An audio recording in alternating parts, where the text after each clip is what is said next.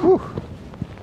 So, we are walking up Crater Hill, which is a volcanic crater above Scott Base, and the lava from Crater Hill flowed down a few 100,000 years ago to create the bedrock on which Scott Base has been built. The view keeps expanding the higher up we go.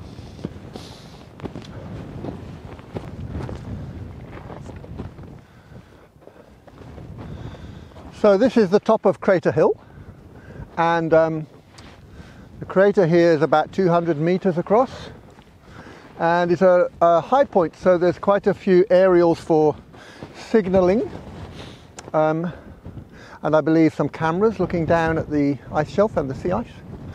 Scott Base is on that lava flow that came down from Crater Hill. The pressure ridges from the ice shelf that you can see over to the left, they are the ice shelf slowly moving into the land. The ice shelf boundary, the edge of the ice shelf pretty much is just beyond Scott Base, and on the right hand side we have sea ice, and on the left hand side we have the ice shelf, or the termination of the ice shelf. It doesn't look very different from here, but there's a huge difference of what that really means. Fantastic view of White Island in the distance. And to the right we have Minna Bluff, which is the direction of the South Pole. And just right of that, Black Island, and then the volcano in the distance there is Mount Discovery, which is about 2,600 or 2,700 meters high. So we'll just take a little walk around up here and see the view from the other side of the crater, and then head on back down. Observation Hill. And the Transantarctic Mountains are very clear today. The Transantarctic Mountains are one of the great mountain ranges of the world. They cut across Antarctica for 3,500 kilometers, and we are on an island with sea between us and the mainland over there. So this is a wonderful view, and in a few months, probably 2 months or so, it's very likely that all of the sea ice between us and the mainland there will break up in a storm and become open water.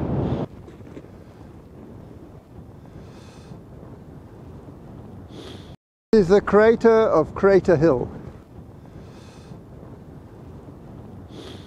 And there's McMurdo Sound. And if we keep going, we will soon see Castle Rock and Mount Erebus. A little bit hazy today, and there is Ariel admiring the view. What an incredible red piece of lava. Orange, yes. Orange red. Orange. Wow.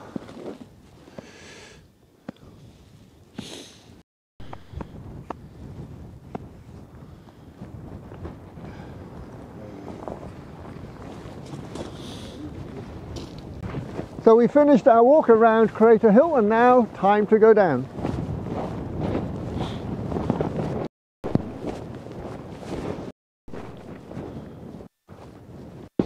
Interestingly, sometimes as you walk around on this basalt lava flow, you find other types of rock. In this case, that is a piece of granite, completely different from basalt.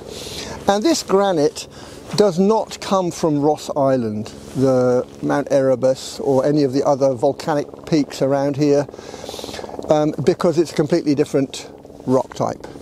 The only place it can possibly have come from is the Transantarctic mountain range on the far side of McMurdo Sound. So here's a challenge.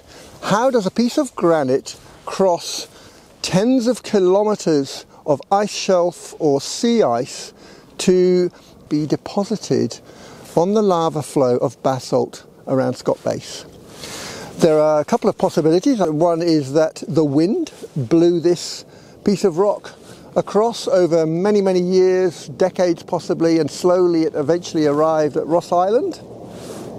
Another possibility is that the glaciers feeding the ice shelf actually eroded this granite off some mountains further to the south, and at times when the ice shelf was much bigger and much higher and overran this area, the granite little rock was dropped out of that ice shelf, perhaps when it melted away.